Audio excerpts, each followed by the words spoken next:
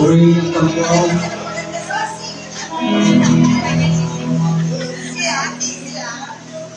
Hallelujah! Tayo po ba'y napagpala ng intercession ng Diyos? It's good to be in the presence of God. Amen? Hallelujah! Masarap magpuri sa Diyos. Masarap maglingkod sa Panginoon. Amen! Hallelujah! But this morning, at tuloy natin handa ating mga puso para po sa salita ng Diyos.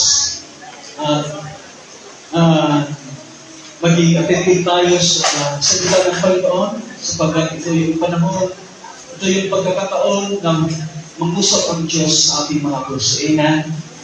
Sige po, buksan po natin ating mga Biblia in the book of Galatians. Galatians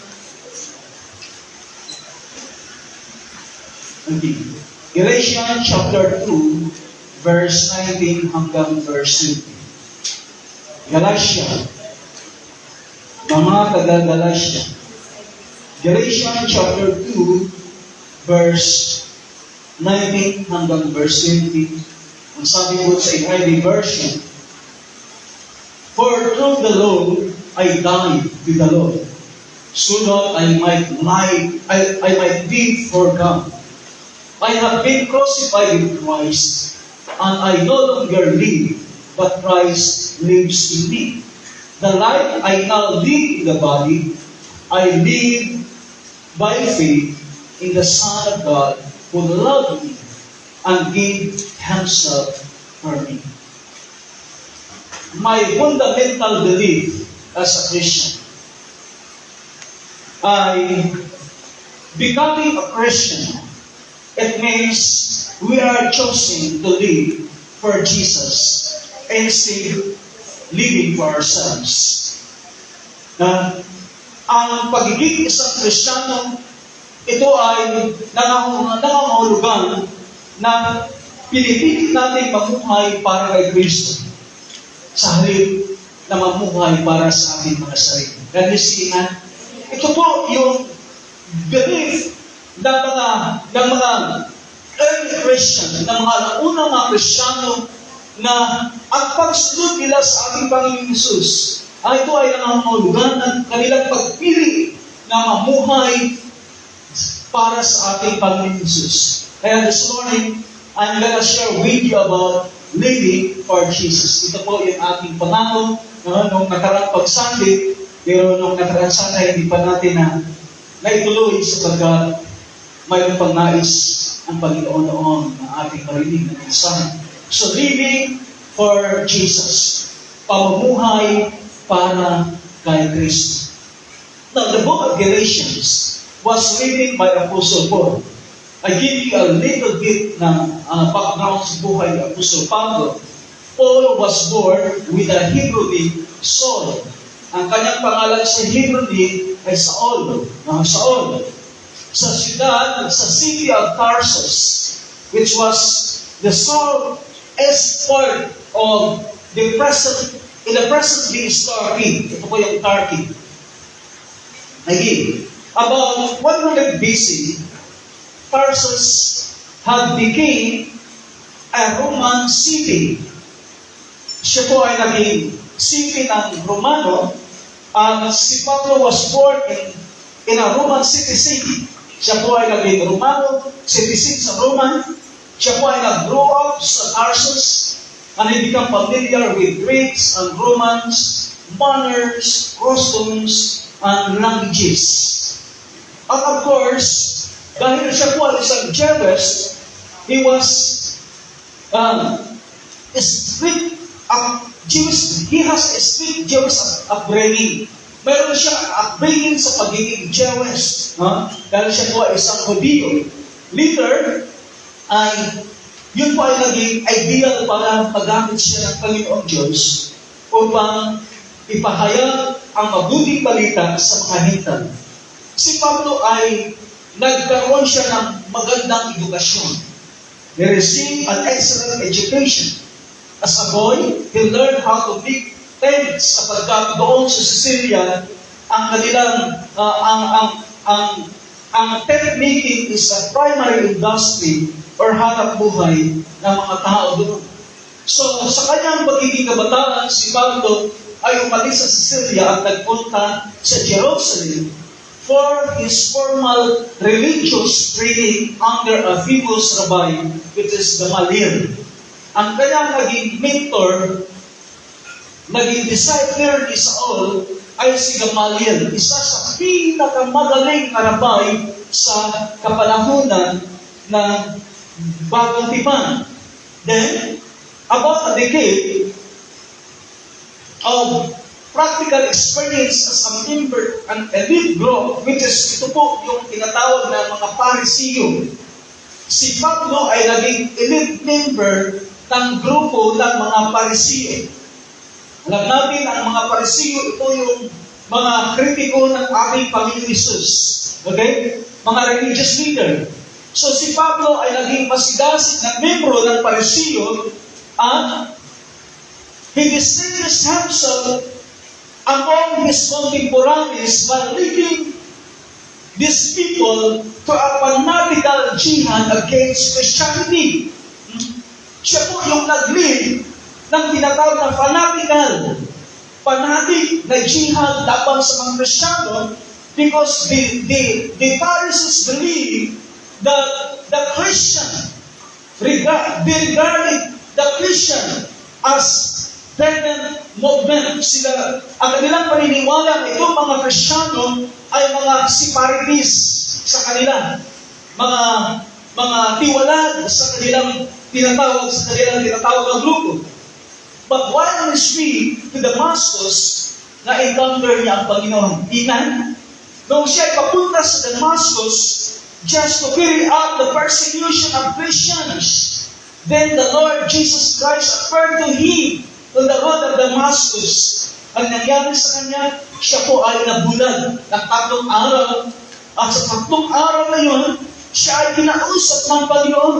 Sabi ng Panginoon, Saulo, bakit mo ako inuusig? At sabi nga, sino ka Panginoon? Sabi ng Panginoon Jesus, ako si Jesus sa kaganasan. So, nagkaroon ng conversion. Na-convert ang kanyang buhay. At yung pagkatawag sa kanya ng Diyos is very clear and not unmistakable. It's not unmistakable. Hindi po nagkamali ang Diyos sa pagtawag sa kanya. Malinaw ang pagkatawag sa kanya ng Panginoon. Kaya ganoon na lamang ang passion. Ganoon na lamang sa pagiging passionate si Pablo sa kanyang paglilingkod kay Kristo sa ating Panginoon Jesus. Kaya sa ating Kristo, ang sabi niya, I have been crucified with Christ. Okay? And I no longer live, but Christ lives in me. The life I now live in the body, I live by faith, and the Son of God who loved me and gave himself for me. Now, this is one of the most beautiful, most meaningful verses in the Bible. You know what? Dahil ito ay naghahayag patungkol sa mga bagay sa buhay ni Pablo. Ito ay naghahayag ng mga bagay patungkol sa buhay ni Pablo. At ito rin ay isang example na dapat natin sundin bilang mga mananampalataya. Amen. Ano po ba ang mga bagay na ito na inihahayag dito patungkol sa buhay ni Pablo? Paul was fully identified with Christ. Because of persecution sa mga believers, maraming mga Kristiyano na tinatawag na secret believers. Mga patago ang kanilang paglilingkod sa Diyos. Mga patago ang kanilang pagsunod sa Panginoon. Mga patago ang kanilang paghayag na silang mga Kristiyano. But Paul, si Pablo, kakaiba siya. He was fully identified. Ipinahihayag niya, ipinakilala niya, ipinagmalaki niya na isang tagasunod ng ating Panginoon. Can you say amen? Do you believe me? Sensing that he is crucified with him. You know, there is no greater degree of identification than this one. At sabi niya, I have been crucified with Christ. So, he was fully identified. Hindi siya nagtago, bagamat siya ay isang member ng elite Pharisees na nagpe-persecute ng mga mananampalataya at ngayon siya ay tagasunod ng ating Panginoon Hesus. Siya po ay nagpahayag ng hayanan na siya ay tagasunod ng Panginoon. Kanya si Iman, yung dapat ang buhay Kristyano. Kanya si Iman, hindi dapat natin ikinakahiya na tayo ay Kristyano. Hindi dapat natin ikinakahiya na tayo tagasunod ng Panginoon Hesus. Hindi dapat natin ikinakahiya na tayo mga born-again Christian. Hindi dapat natin ikinakahiya na tayo ay nagdadala ng Biblia. Amen. Alam nyo na ang 80s, 90s, ang mga Kristyano doon, malakihan ng Bible. Ano ang sabi yung aking Bible, malaki yun eh. Ganoon kalalaki yung mga Bible, mas malaki pa doon. Alam nyo ngayon, ang nangyari, ang mga Biblia paliit ng paliit. Hello? Amen. Paliit ng paliit. Sa katunayan ng iba, hindi na Biblia ang hawak, silpo na. Hello? At si Pablo, he was fully identified that he was a follower of Jesus Christ. In addition to that, Paul was surrendered to Christ. He was fully surrendered to Christ. Kanyang isinuko na ang kanyang buhay sa Panginoon by saying, I no longer live, but Christ lives in me. Hindi na ako ang nabubuhay, sabi niya, kundi si Kristo na ang nabubuhay sa akin. So it implies about a total surrender to Jesus Christ. Full surrender. Amen. Buo ang pagsuko niya sa Panginoon Hesus. Sa katunayan, ang sabi niya, hindi niya ibinilang ang mga bagay na kanyang na-accomplish sa kanyang buhay as an expert of the Lord. But, ang sabi niya, I no longer live, but Christ lives in me. Amen? He was fully surrendered to Jesus. His life is belonged to Jesus. That means he is fully yielding to fulfill the will of Christ. Isinuko niya ang kanyang buhay para masunod niya, para maggampanan niya o magawa niya ang kalooban ni Kristo. Ay hindi lamang yun.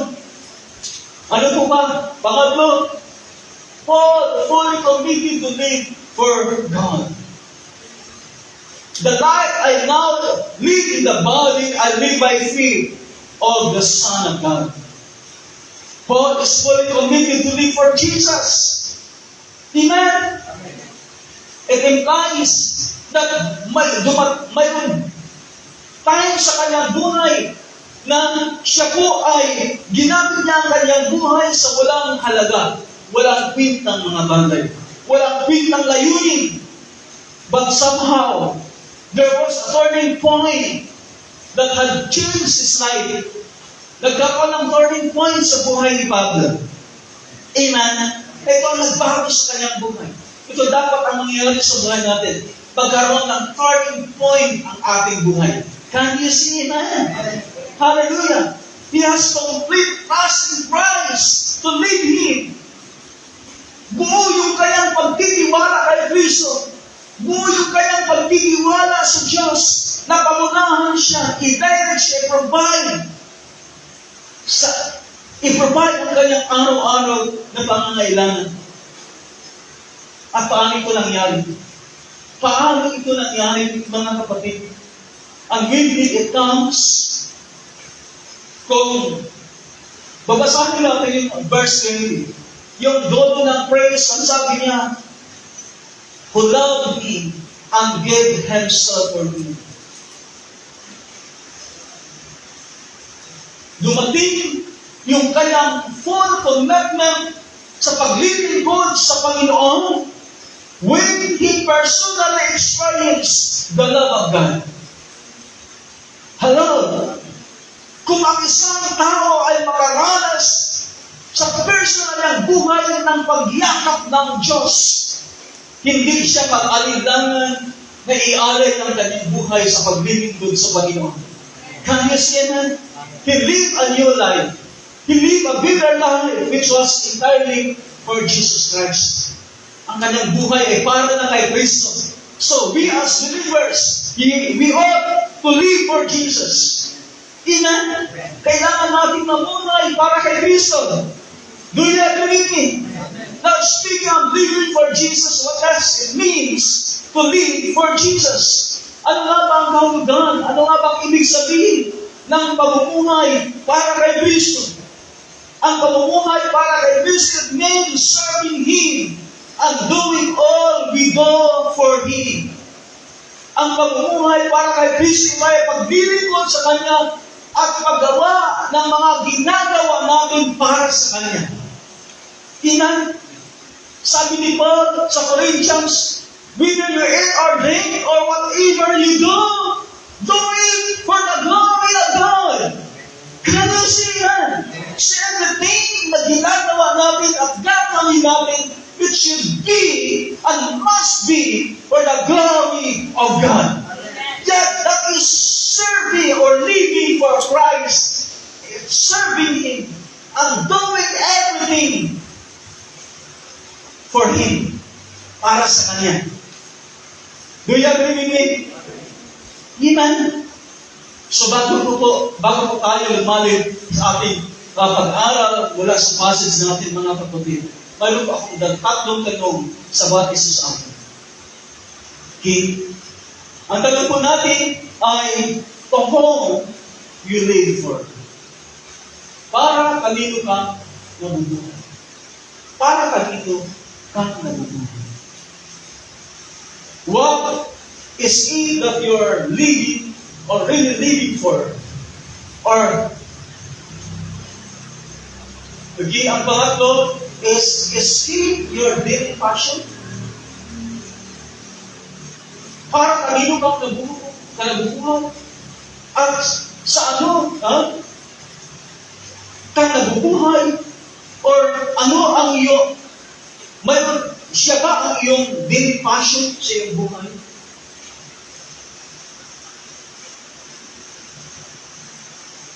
Ang sagot po natin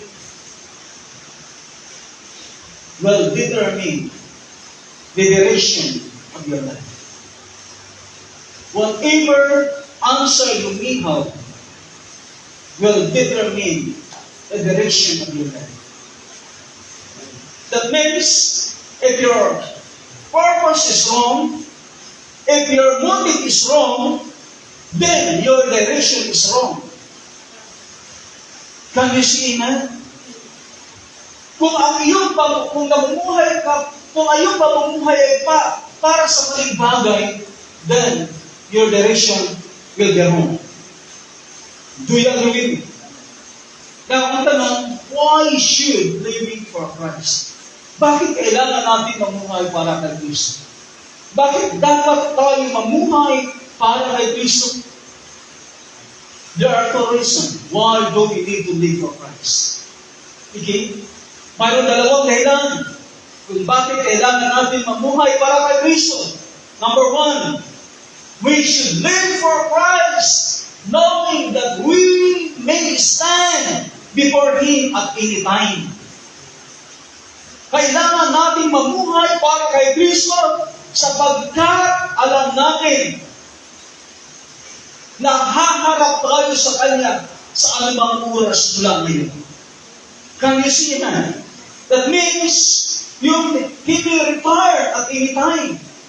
Diba? Pwede bumalik ang Panginoon sa kahit anumang oras. Can you see that? Do you believe the second coming of Christ? Naniniwala ba kayo na ang ating Panginoon Isus ay babalik muli? Upang puli ang mga mananampalataya? Ano yun, mga kapatid at mga minamahal, na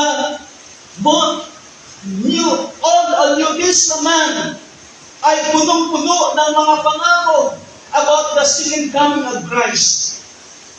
There was 1,845 references in the Old Testament that talks about the second coming of Jesus Christ. He may return anytime. Do you believe me? No, ako'y bagong Kristiyano in 1986. Narinig ko na itong pagbabalik muli ng aming Panginoon Yesus. So, He will return anytime, any moment. Hindi natin alam kung kailan. Do you agree with me? In the New Testament, there are 318 references that talks about the second coming of Christ. I give you an example. In John chapter 14 verse 3, ang sabi ni Jesus, "And if I go and prepare a place for you, I will come again." Okay? I will come again. Sa time na yun, si Jesus ay malapit na siya i-crucify. At sinabi na niya sa kanyang mga disciple, yung mangyayari sa kanya, yung kanyang mission, ay kailangan niyang mamatay, ipako sa cross, at magbuhay ng magdulit. Ang sabi niya, I will come again and receive you unto myself, that where I am, that you may be also. Another verse, another passage in the Bible is 1 John chapter 2.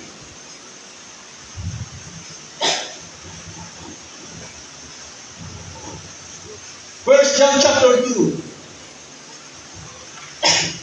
verse 15. Ang sabi po dito, "And now, little children, abide in me."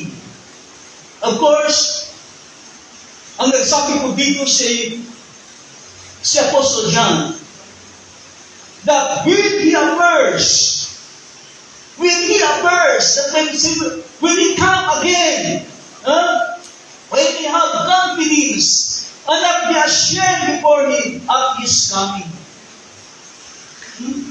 So, nagpapakita dito na ang Panginoon Jesus anytime po rin siya bumalik. Another passage in the Scriptures, sa Lucas 12:43, "Blessed is that servant whom his master will find so doing when he comes." So of course, Jesus is talking about His second coming. Okay? So, anytime pwede ko bumalik ang aming Panginoon Jesus. Can you say amen? Kaya we should live for Him, knowing that we will stand before Him. The second thing is we may be called home at any time. Di ba ba? Any moment. Whether you like it or not, all of us, kailangan natin sagutin ang tawag ng kamatayan. Kasi na, walang pwede tumanggi na sagutin ang tawag ng kamatayan. Lahat po tayo ay kailangan sasagot sa tawag ng kamatayan. But the problem sa tawag na ito, mga kapatid, we do not know when that calls will come. Hindi natin alam kung kailan ang tawag na yun. Do you agree with me? Hindi natin alam. Hindi pwede natin sabihin na bata pa po. Yeah? Wag doon lang kayong learn. And most of us receive a little warning before it's all. Mayroon akong kaibigan, isang pastor. Sabi ng asawa, nabasa ko yung kanyang post, hindi ka man lang nagsabi. Kasi, ang ganda ng kanilang usapan ng gabi, kinabukasan, sa gabi yun, ay tinawag na ng Diyos pabalik sa kanyang bahay. Kaya sabi ng asawa, hindi ka man lang nagsabi, hindi mo man lang kami ihanda. Okay? James chapter 4 verse 14, "Whereas you do not know what will happen tomorrow, for what is your life? It is even a vapor that appears for a little while and then vanishes away." Ang buhay daw natin ay katulad ng, before? Also, magpagsain ka, pag maluto na yung sinain, pagbukas mo yung sinain mo, mayroong oso. Di ba? It appears, sabi ng Bible, and it vanishes. Kagad-agad ito nawawala.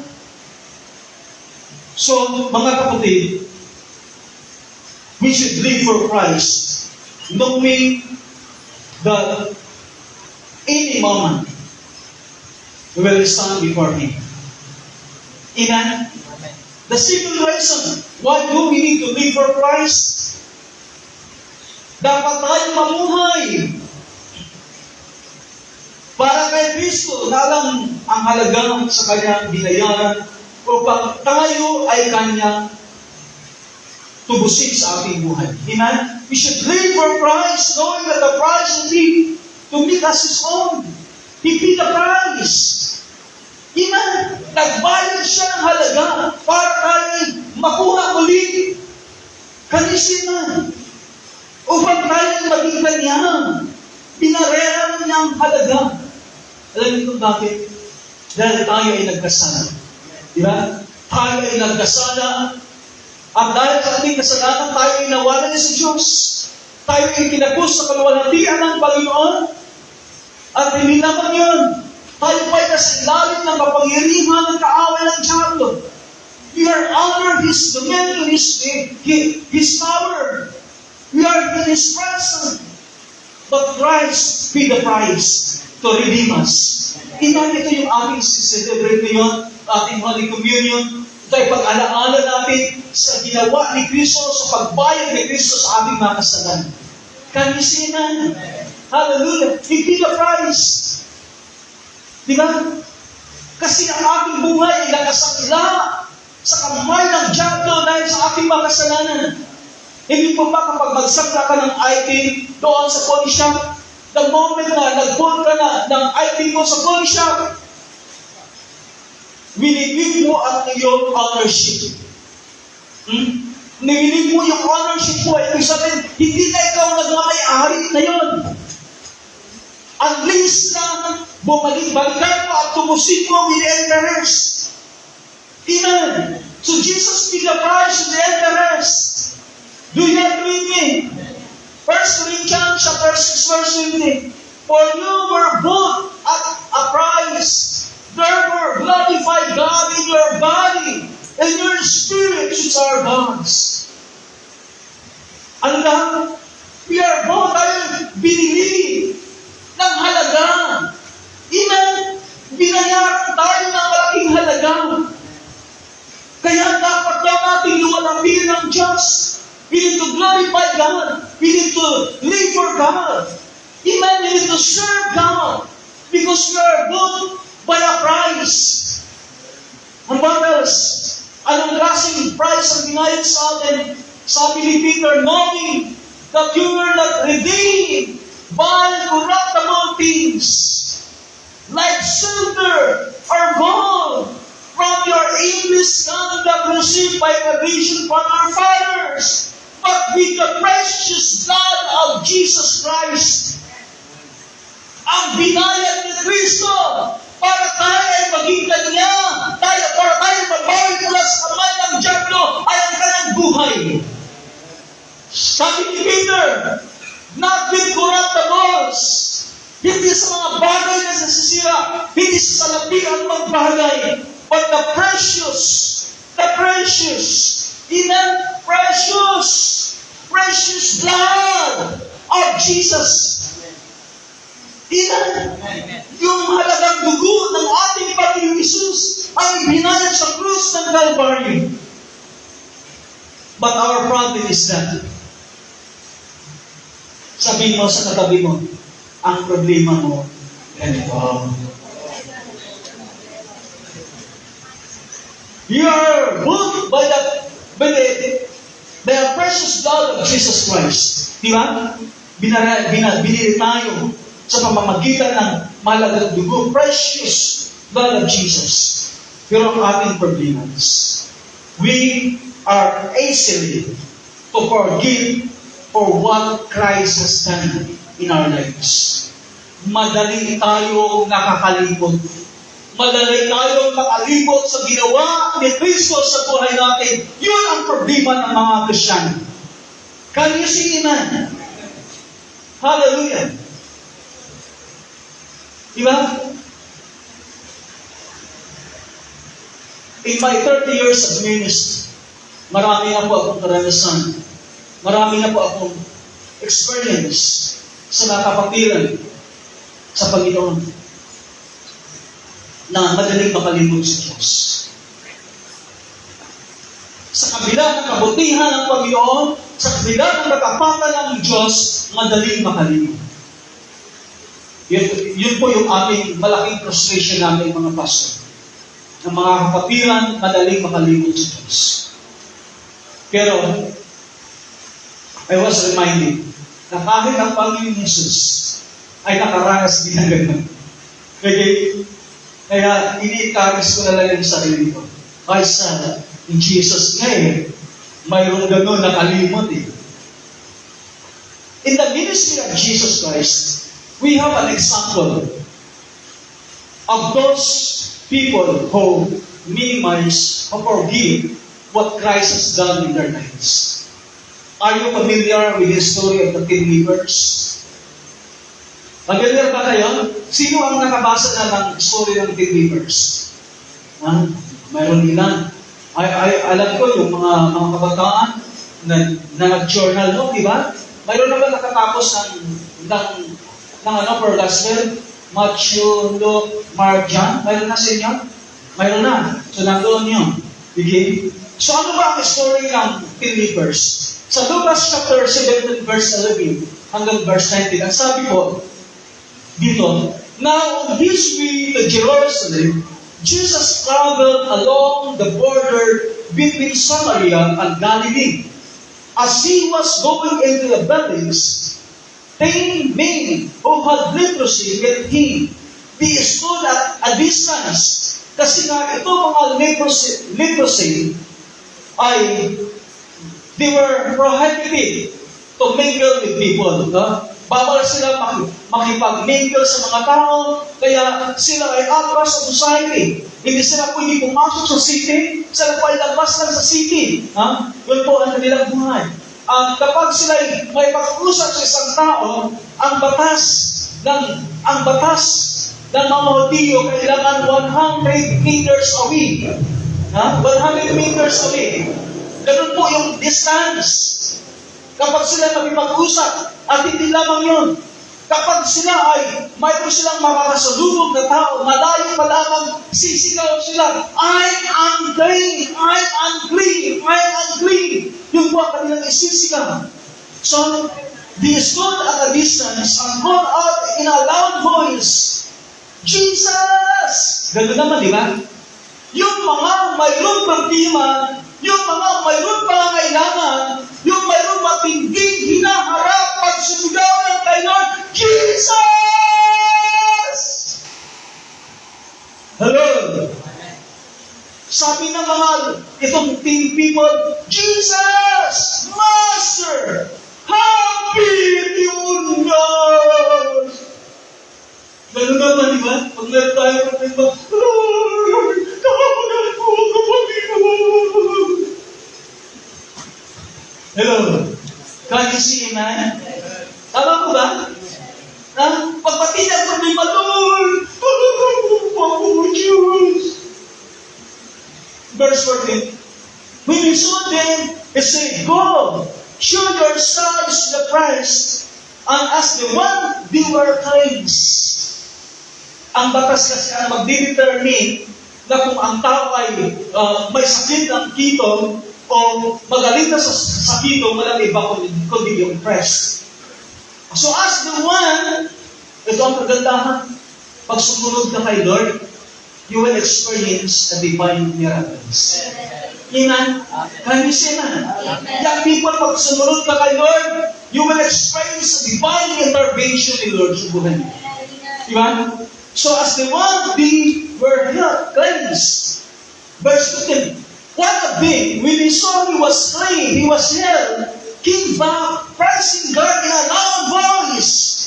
Then 16, he threw himself at Jesus' feet and thanked him.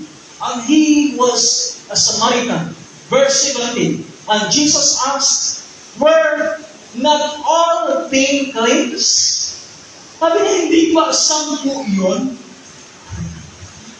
Hindi ba 10 yun? Nasaan ang siyam? Nakita niya? Si Lord pala ay naghahanap. Amen. Can you say amen? Amen. Si Lord pala, kapag mayroon siyang ginawa na mabuti sa buhay natin, Hinahanapan niya tayo. Nasaan ka na? Amen! Nasaan na ang iyong pasasalamat sa akin? Naghahanap pala si Lord.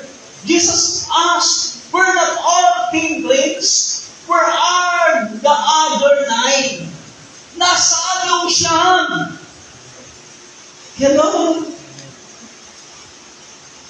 Kaya, kapatid, pagdating ng Sunday, hinahanap ka ni Lord dito. Hello? Hinahanap ka ni Lord. Sabi ni Lord, hindi ba ang dami kong tinubos sa Family for Christ Church? Hindi ko ba ang dami ng anniversary? Nasaan na yung marami? Hello? Kaya, kapag nagpaplano tayo hindi pag-church, mag-isip ka na. Hahanapin ka ni Lord. Can you see, amen? Yeah? Hahanapin ka ni Lord. Where are the other 9? Has no one returned to give praise to God except these foreigners? Ay, ibig pala sabihin doon, yung 10 na yan, siyam sa kanila ay mga Jewish people. Yung itinuturing bayan ng Diyos at isa doon ay Samaritan, sabi ng verse 16. They brought himself at Jesus' feet and tied him, and he was a Samaritan. In other words, pag sinabing Samaritan, hindi sila belongs doon sa bayan ng Diyos. So yung siya, it represent believers na ginawa ng Diyos ng mabuting bagay, and yet they easily forget the goodness of the Lord. Inan, Ina. Kaya sabihin mo sa katabi, huwag kang makakalimutan.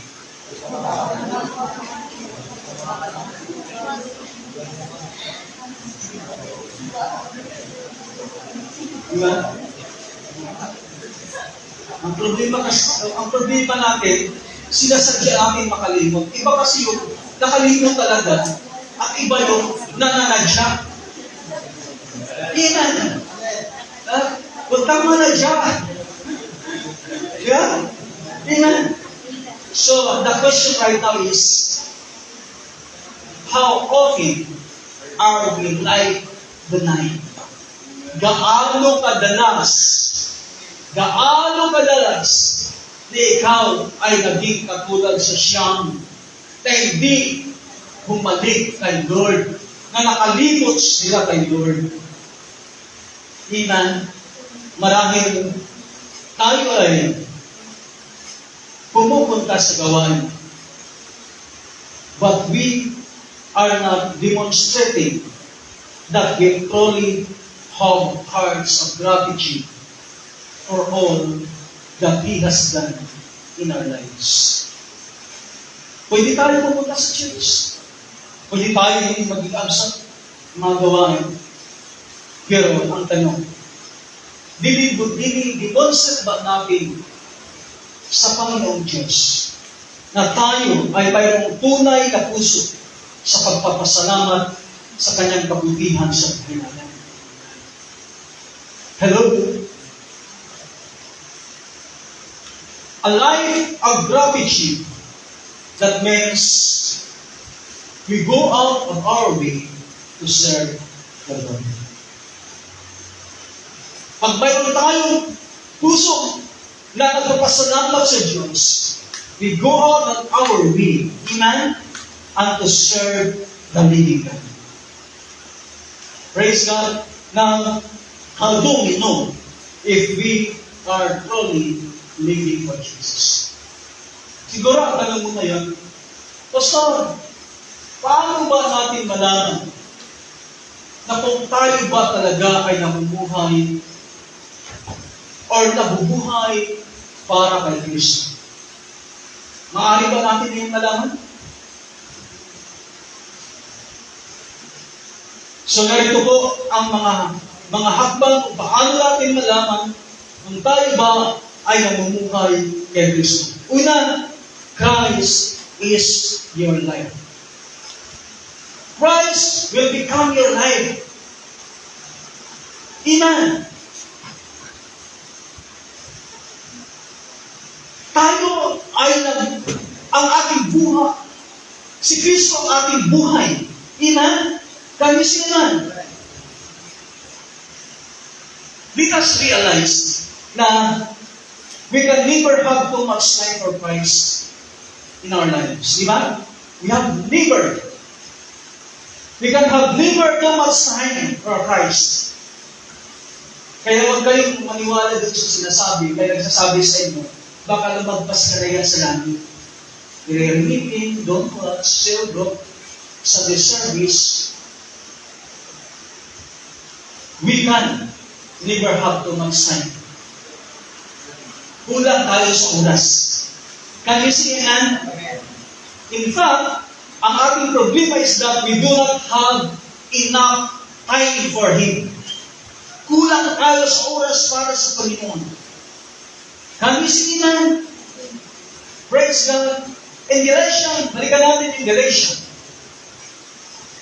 I have been crucified with Christ, and I no longer live, but Christ lives in me. So ganun po si Pablo. Para sa kanya, ang kanyang buhay, walang iba kundi si Kristo na. Ang ating Panginoon, pag-isus na ang kanyang buhay. In other words, yung kanyang buhay ay umiikot na kay Kristo. Amen. Umiikot na ang kanyang buhay kay Kristo. So, para natin malaman kung tayo nabubuhay kay Kristo, si Kristo na ang ating buhay. Amen. In other words, your life is revolved around Him. Sa Kanya umiikot ang ating buhay. Do you agree with me? Ang tanong ngayon, kanino umiikot ang iyong buhay? Or sino ang nagpapaikot ang iyong buhay? Hindi ko ba? Nako, dami po akong naririnig yan. Lalo-lalo sa kabataan. Alam mo, sa iyo na talaga umiikot ang aking buhay.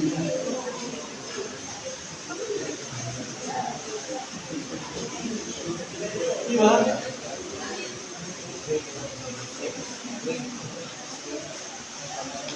So, kanino umiikot sa bayan or saan umiikot ang ating buhay? Kanino umiikot ang ating buhay? Si Pablo iba. Kay Kristo umiikot ang kanyang buhay. So your life should be revolved around in Christ Jesus. Dapat sa Panginoon tayo umiikot. Amen? Ang buhay natin ay dapat sa Panginoon natin umiikot. Can you see that? His life revolved around Jesus. Naalala niyo yung lesson yung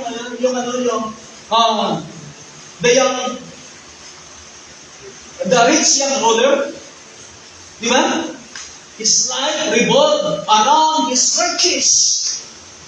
Di ba? Sa pag-ikot yung kanyang buhay, yung binatang mayaman sa kayamanan. So with Jesus, he came to Jesus, ang sabi niya, how come I inherit eternal life? Ang sabi ni Jesus, gawin mo ang ganito, so igalang mo ang mga magulang, malin mo ang Diyos, huwag kang magnakaw, huwag kang magsinungaling. Sabi ng binata, ang lahat ng mga yun ay nagawa ko na mula sa aking pagbabata. Sabi ni Jesus, isa na lang. Umuwi ka sa iyong tahanan, ibigay mo ang iyong ari-arian, ang lahat ng iyong ari-arian, at ibigay mo sa mga dukha, bumalik ka at sumunod ka sa akin. Anong nangyari? When Jesus instructed him to go home and sell all that he had and give to the poor and came back and follow him, the Bible says that they went away sad. Tumalikod na malungkot. You know what? Dahil sa kayamanan, umiikot ang kanyang buhay. But those who intend to live for God, live for Jesus, will be rewarded. Yan, according ng verse, truly I say to you, Jesus replied, no one has reaped home or brother or sister or mother or father or children or field for me and the gospel will feel to receive 100 times as much as this present age, homes, brothers and sisters and children that feel along with persecution and in the age to come. Would you imagine? Will receive 100-fold, 100 times in this life and the life to come. Kapag mamuhay tayo para kay Kristo. Kanya si Iman. So mga kapatid at mga minamahal, live our life revolve around Jesus. Dapat umikot na kay Kristo ang buhay natin. Di ba ba? Hallelujah. Huwag nyo hayaan paikutin kayo ng tao. Yan. Na para kayong trompo. Ang people na, ano yung hayaan? Hayaan mo umikot ang iyong buhay kay Kristo. Diba? Kasi kay Kristo, may katiyatan ka. Doon sa nagpapaikot sa buhay mo, mahihilo ka. Diba? Subukan mo kaya ikot ng ikot. Hindi mahihilo ka. Kaya kayo mahihilo mga yung people. Kasi maya-auli sila paikutin kayo. Sabi ko sa katabi ko yung people, tama na yan.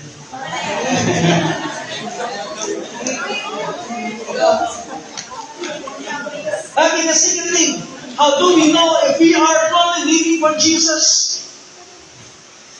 The second thing, kung paano natin malaman na tayo ba'y umuhay para kay Kristo, you are all in for God. Huh? You are all in ka na kay Lord. All in ka na sa paglilingkod sa Panginoon. Balikan natin yung Galatian. I have been crucified with Christ. Grabe yung declaration ni Paul. I have been crucified with Christ. Ako ay pinako kasama ni Kristo. In other words, all in siya sa paglilingkod kay Lord. Amen. What does it mean?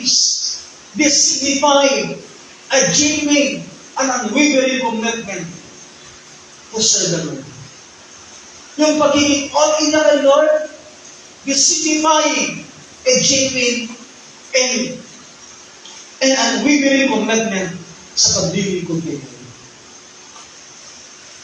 So yung ating commitment ba kay Lord is genuine? Ating paglilingkod ba kay Lord is unwavering? Hindi matitiyak na ba yung ating paglilingkod kay Lord? Kung dumating yung time na papapiliin ka, alin ang pipiliin mo? Ang paglilingkod ba sa Diyos o ang mga bagay? Ang paglilingkod ba sa Diyos ang iyong provision?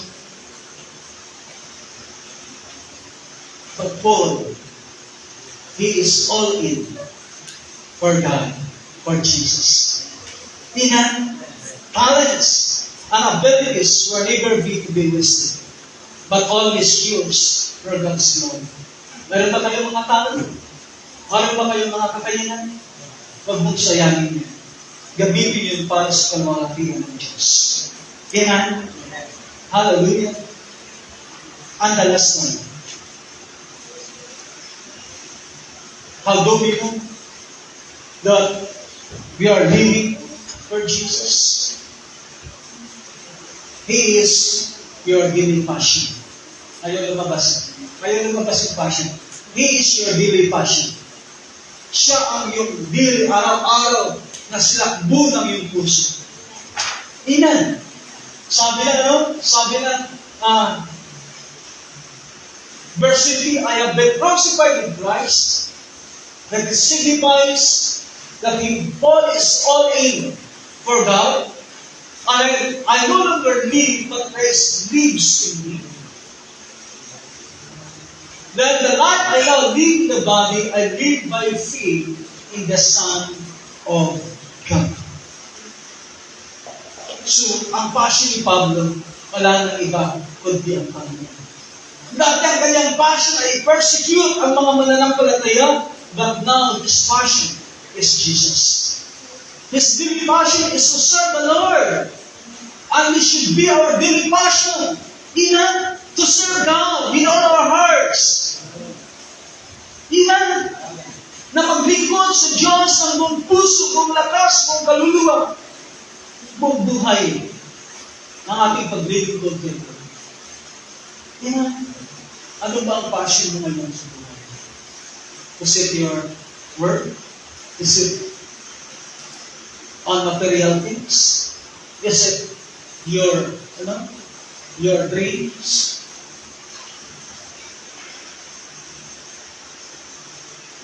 Yung pangarap mo sa buhay? Yung people verse natin mo. Yung mangarap kayo. Mangarap kayo. And do your best. Do everything that you can do to achieve your dreams. Because that is God's will. Yeah?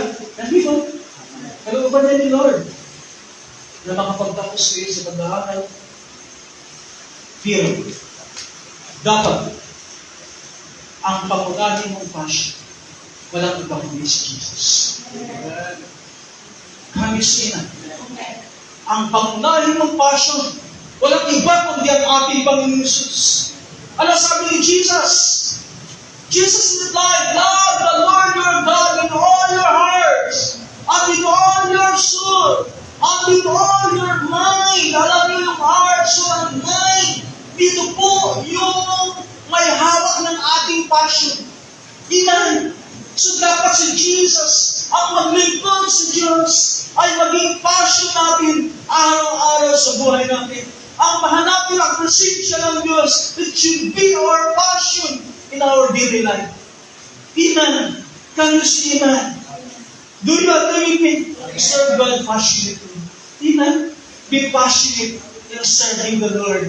Be passionate in doing the things that God wants you to do in your life for His glory. Amen. Can you say amen? Be passionate. Passionate paglingkod kay Lord. Hallelujah. Diba? Maging passionate tayo sa paglilingkod sa Panginoon. Bigyan natin ang buhay. Amen? Bigyan natin ng sigla. Bigyan natin ng sigla ang ating paglilingkod sa Panginoon. Masarap karelasyon si Lord. Amen. Amen. Masarap kasama si Lord. Amen. Do you agree with me? Amen. Si Lord, kapag kasama mo, kakampi mo siya. Di ba? Pag si Lord kasama mo, siya ang iyong healer. Kapag si Lord kasama mo, siya ang iyong provider. Can you see me? Kapag si Lord kasama mo, siya ang mag-iingat sa iyo. Sabi ni David, though I walk in the valley of the shadow of death, I will fear no evil, for He is with me. Amen. Hallelujah. Be passionate in serving the Lord. Serving God should be your passion. Amen. Can you say amen? Doing the things of God should be our passion. Let us serve the Lord with passion. Do you agree? Serve the Lord with passion. He should be your daily passion. Amen. Amen. Can you see that? The reason why I keep doing what the Lord wants you to do, and that is to share the gospel. Kahit minsan hindi okay ang aking pakiramdam. Kasi ang aking pangako kay Lord, hanggang kaya ko makatayo, ipapangaral ko ito sa iyo. I'm passionate about it. I'm passionate. Actually, excited ako kagabi mag-preach. Alas 2 pa lang, nag-distinct ako. 2 o'clock pa lang. Matulog kami ni Sister Uri kung nakasado alas 2. 2 o'clock, nag-distinct na ako. Kala ko umaga na. Kala ko alas 5 na. 2 o'clock pa lang. Be passionate sa pagbibig ko. Amen? Young people, be passionate. Be passionate kayo sa pag-aaral. Be passionate for serving God. Amen? Can you say that? Because the Lord will reward you. Amen. Ano ba ang gagawin mo sa paglilingkod mo kay Lord, ibabalik sa iyo ni Lord ang higit sa iyong inaasahan. Guys, amen? Dapat na tayo tumayo sa presensya ng Diyos. Before we go to our communion, please, let us come before God. Diba? Sabi nga kanina, sabi ni Jesus,